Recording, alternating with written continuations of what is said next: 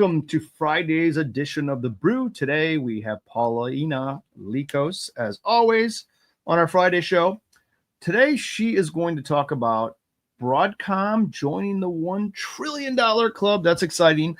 NVIDIA potentially being in correction territory, and SoftBank's big $100 billion investment in the United States with the Trump presidency, which is kind of interesting. All that and more after the bell.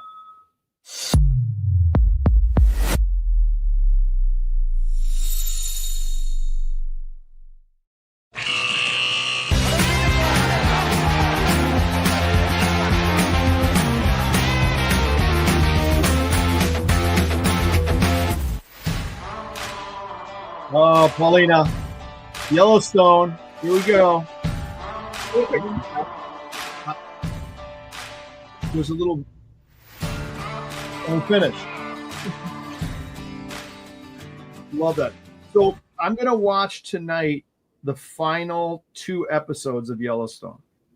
I'm taping them. I can't figure out how to play them. I don't think they dropped them all, so I tape them. And then I go back and watch them. So that's what I'm doing tonight. That's my night with a Taco Tuesday, even though it's Friday, margarita. Nice. Pretty cool, huh? Great. Oh, I love that. Yeah, so I'm excited.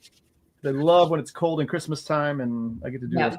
Anyhow, it's the best time of the year. Good to see you as always. Great to see you. Yes, thank you. We're gonna no Molly today. Molly's traveling. She'll be back next time. Holidays, travel, yada yada. People do that.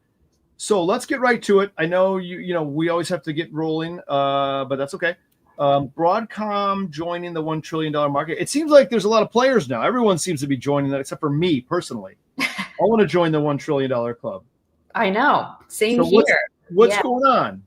What's happening? Yes. So Broadcom, it reached a significant milestone. It surpassed its market capitalization of $1 trillion, making it the 8th U.S. tech company to reach that valuation. So it's in the same camp now as Apple and Tesla and NVIDIA and all the big players, all the big tech players. So it's this milestone happened, of course, after the stock surged 24%. After it reported its fourth quarter earnings a couple weeks ago, and that marked the stock's best trading day ever.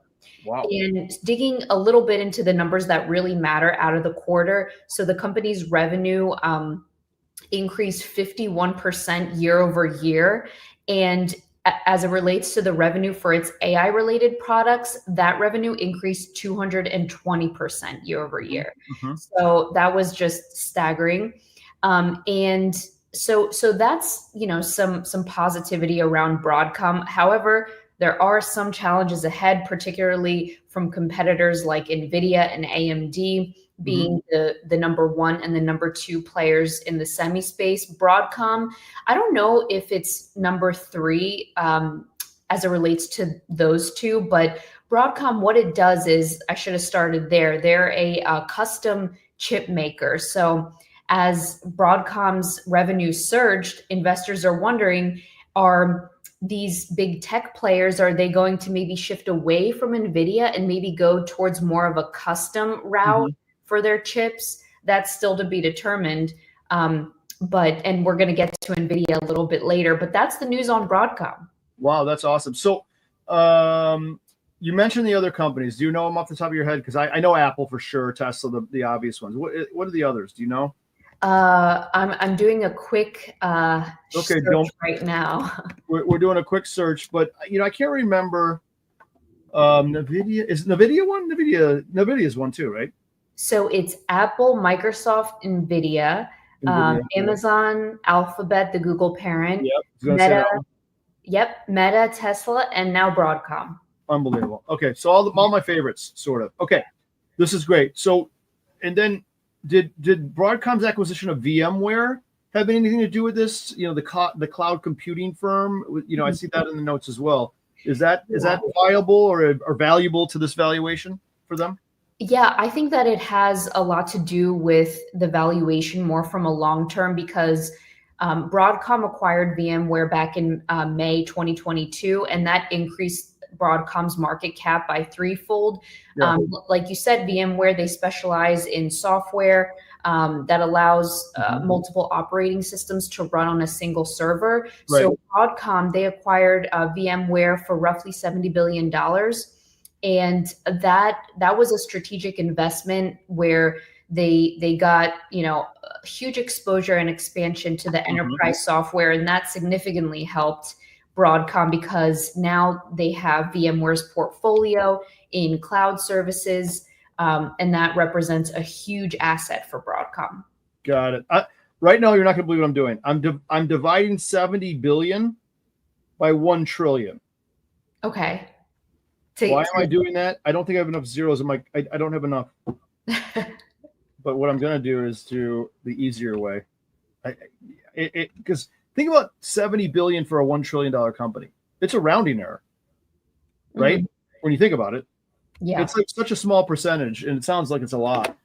They do these deals with cash and stock when they buy. So they have the asset in their stock, which is $1 trillion asset, right? So, I mean, it's just, I always think 70 billion just sounds like a lot of money, but when you're $1 trillion company, not really. When you have that capital to be able to trade in as dollars. Anyhow, right. I go on. So here's something that's interesting. I got a question on this one. What would you do at this high level if you still sort of believed in the stock? How would you use options to create a strategy? I'm going to give one real quick. So this is my analysis real quick. So if you're still a believer in the upside, right? You can easily sell put spreads. That's obvious. You can buy call spreads, obvious. I think a cool thing is to do a little facsimile of stock and then have a collar on it. What does all that mean? So what it means is that if you had enough money to buy the actual stock, you could do that. Buy a put below and sell a call above for income. So the reason I'm going this route is because this person said, well, I think it's still bullish. It's not massively bullish, but I think it's going to kind of drift higher. I love having this position on.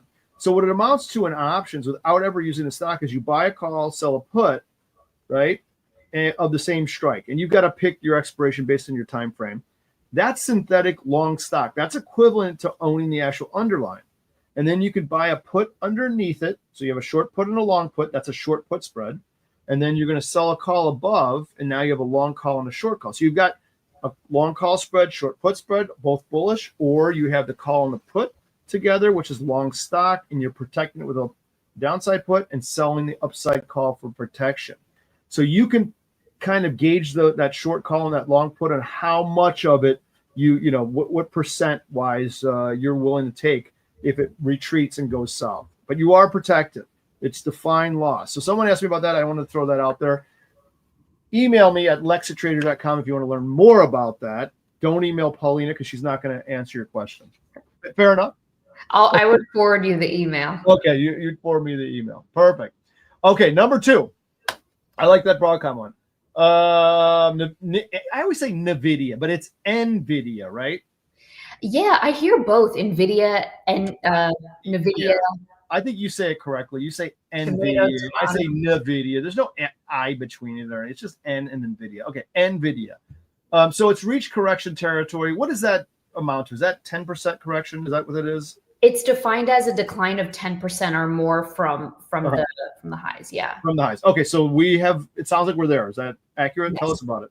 Yep. Okay, so NVIDIA stock, it officially entered correction territory. Obviously, one of the most important stocks in the market as of 2024 and last year as well. So the company shares, they've fallen about 11 to 12% from the record high price of $148 per share that they reached on November 7th. So what is the purpose or what's driving this correction? There's a few things. So investors are worried about challenges related to NVIDIA's future sales of its AI chips and processors. So that's one, but that has been a concern for some time, especially since it's experiencing so much growth over the past couple years.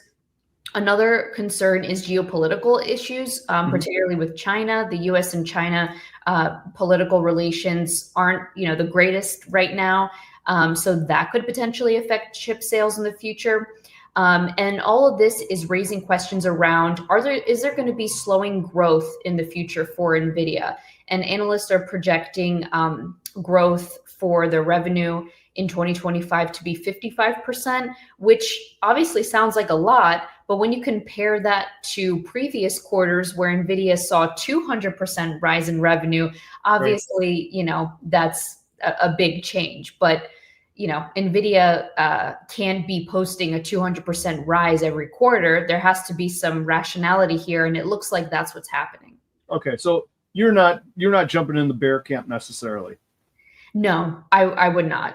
I am with you. I don't think this is the end of Nvidia at all. Yeah. And by the way, for those who are wondering what I would consider as a spread, I would do the same damn thing I just talked about with Broadcom. Now I've got a new baseline stock price I can purchase with the long call short put, same strike, same month, right? I can choose my pain relative to my protected put and how much upside I want to have with my short call. I would do the same thing here, especially on the pullback. So I'm getting better value now. Again, it's not a good downside play, what I'm saying, but you're a believer in the upside here. That's the purpose of this trade. You don't even need to touch the stock with this. Granted, if you're a stock person and who needs dividends, you can make that argument with me. You're not getting them with options unless the stock really rallies. You can exercise that call, but that's for another time. So that's a good play for this Nvidia situation as well. I think I like this one. Okay, I'm a big green check on Nvidia. I still love it. Wonderful. Moving along. Oh, by the way, you have here about Wall Street. I'm assuming the institutions probably love this pullback, right? Wall Street and the gang. I'm assuming they just kill it. Yeah, even though with the recent correction, Wall Street, they're definitely still bullish on Nvidia. The things that they're considering are the company's continued dominance in the AI chip market. There's upcoming product launches like their Blackwell platform. Mm-hmm. And it's, even though they might not be showing a 200% rise in revenue, they're still going to be showing year-over-year increases. And obviously that is what investors want to see. Mm-hmm. So yeah, there are even obviously some analysts, they have increasing price targets for 2025 that could potentially surpass Apple's market value. So Nvidia is still a stock to watch next year. Got it. Okay. I love it. I'm with you on that one. Let's move to Japan. SoftBank. Talk to me. I saw Trump on with the chairman of SoftBank yesterday. I'm not even going to try to pronounce his name. I'll devour it. So tell me what's going on here. Yeah. Okay. So SoftBank CEO, his name is Masayoshi-san. Did you just say that with perfection? I tried my best. I hope I pronounced it correctly. That was actually excellent. Thank you. Yeah. Japanese CEO. SoftBank is from Japan. So he announced a huge $100 billion investment in the United States. He is very confident, he said at a recent conference at Mar-a-Lago, he's very confident in the U.S. economy. He stated that he grew even more confident in the U.S. after Trump's victory. Trump responded to this investment saying that it's a monumental demonstration of confidence in America's future.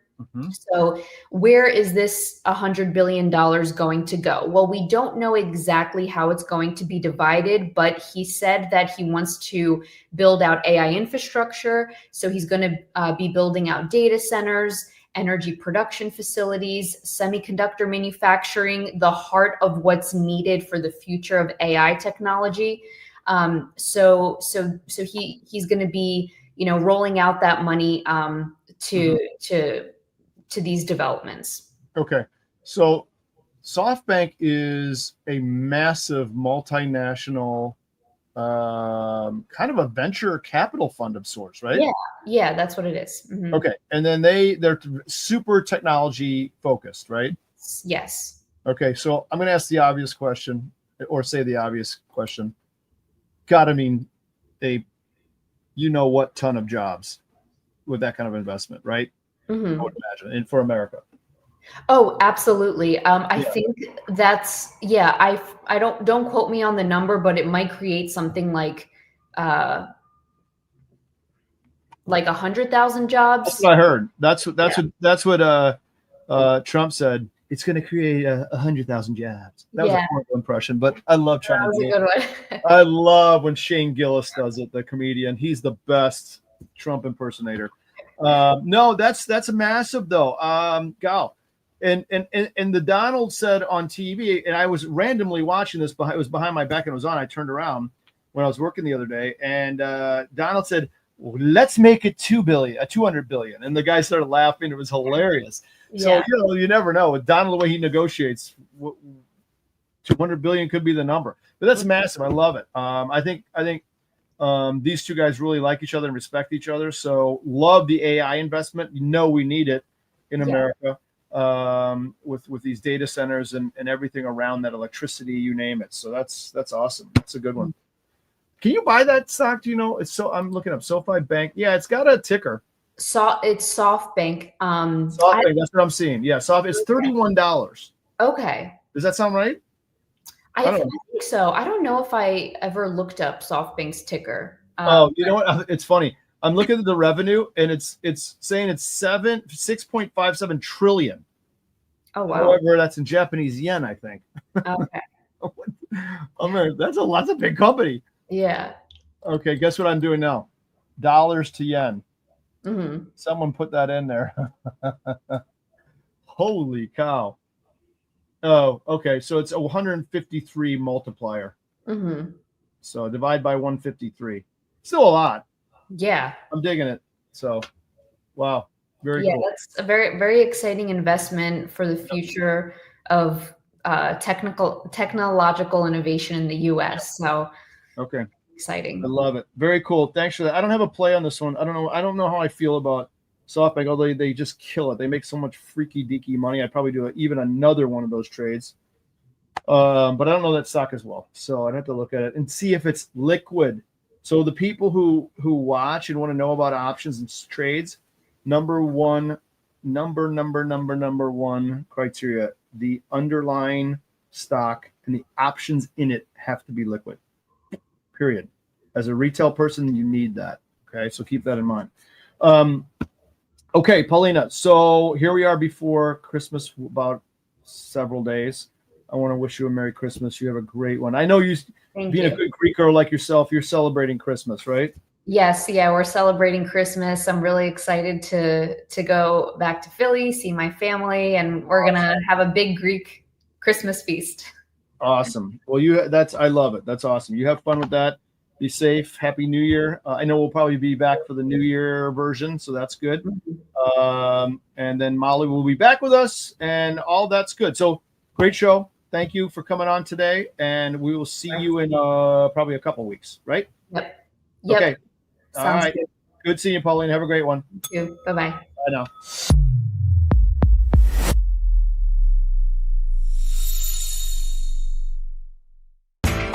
You know how the financial world goes. Here comes the buzzkill. Please make sure to take some time to read this boring disclaimer. We will owe you one.